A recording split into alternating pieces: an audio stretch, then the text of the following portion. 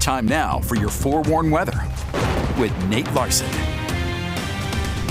All right, quick check on the Gulf Coast. Hurricane Beryl's been barreling down on the Texas coastline, the western Gulf. It's had sustained winds of 85 miles per hour as it made landfall. Starting to weaken some. It's now a tropical storm, or almost a tropical storm. Sustained winds are still 75 miles per hour, so just over the threshold for hurricane status.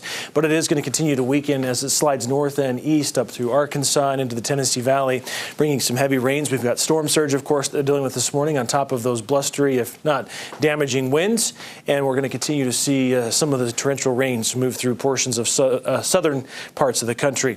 Ensign Peak camera, we talked about hiking up possibly to Ensign Peak, getting a nice view of the valley, looking south. Notice a little bit of the haze out there.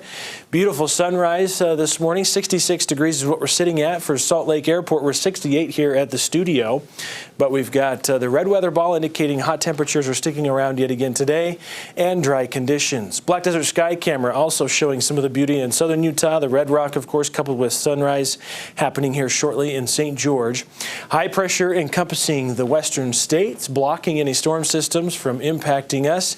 In fact, this northwest flow keeping the potential even for any monsoonal moisture out of the mix. Not expecting to see any showers creep into southern Utah, maybe by the end of the week, but really there's little chance so far at this point, as the ridge of high pressure will eventually start to shift or retrograde off towards the west and eventually scoop up a little bit of moisture as well, some cloud cover. This is into Wednesday, little changes into Thursday, Friday. Should start to see more moisture get swept up into our area, I think, by Saturday and Sunday. Temperatures remain very hot, though, throughout the week this week. In fact, in anticipation of some of the high heat building with that ridge in place, there are excessive heat watches that have been issued for western parts of the state. South central portions as well.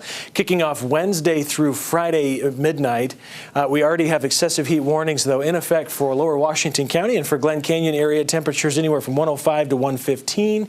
And for northern Utah, the western valleys, 100 to 105 are expected, potentially setting new record highs across areas of Salt Lake as well.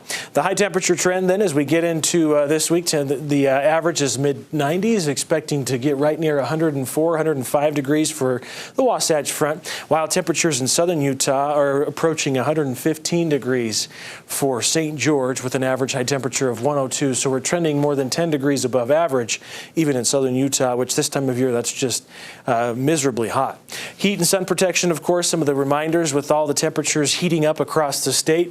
Drinking plenty of water and not drinking alcohol. Electrolytes, of course, help prevent heat stress, heat exhaustion. So be sure to stay very hydrated. Sunscreen, of course, needed if you're going to be out and about, or lightweight and loose-fitting clothing that protects all of your body, of course, and then taking regular breaks so you don't get heat exhaustion or heat stroke with some of these extreme conditions we're seeing.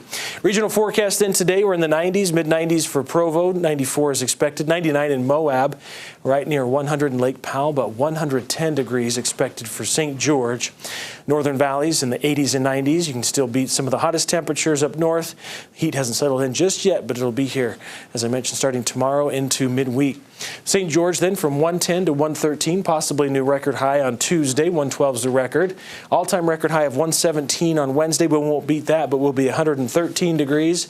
114 on Thursday, a new record high there, with triple-digit heat into the weekend. The Wasatch Front, mid-90s today, 99 on Tuesday, 103 on Wednesday. Record is 104. Again on Thursday, 104, but will be 105, so new record highs for the end of the week, with temperatures staying at the triple-digit mark through Sunday. A few more clouds over the weekend.